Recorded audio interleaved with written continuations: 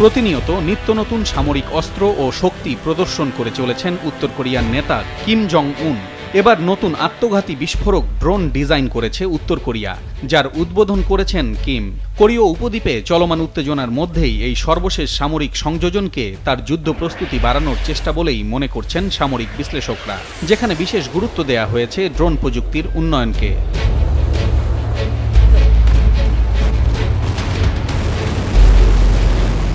গেল সপ্তাহান্তে Kim Jong উন নিজে হাজির থেকে উত্তর কোরিয়ার drone institute of academy of defence সায়েন্সেসে তৈরি সামরিক ড্রোনের পারফরম্যান্স টেস্ট তত্ত্বাবধান করেন।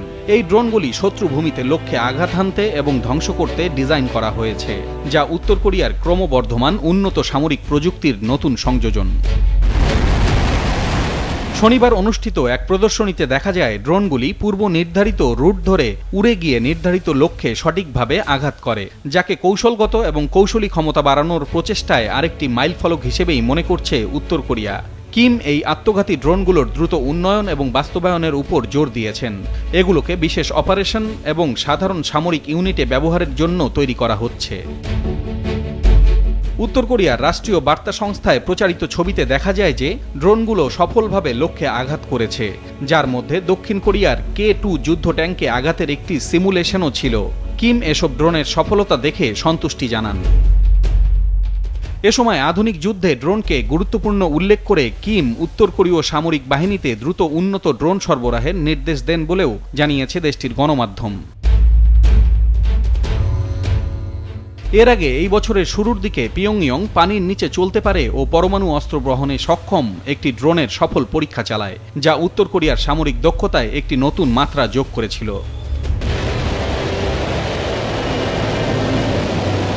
সাম্প্রতিক পরীক্ষার সময় কিম বিভিন্ন ধরনের ড্রোনের উৎপাদন বাড়ানোর আহ্বান জানান, যেগুলো অনুসন্ধান, পানির নিচে আক্রমণ এবং কৌশলগত আঘাতের জন্য ব্যবহার করা যাবে।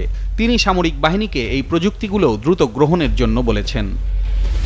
এদিকে উত্তর কোরিয়ার এই ড্রোন পরীক্ষা নিয়ে এখনই মন্তব্য করতে রাজি না দক্ষিণ কোরিয়া।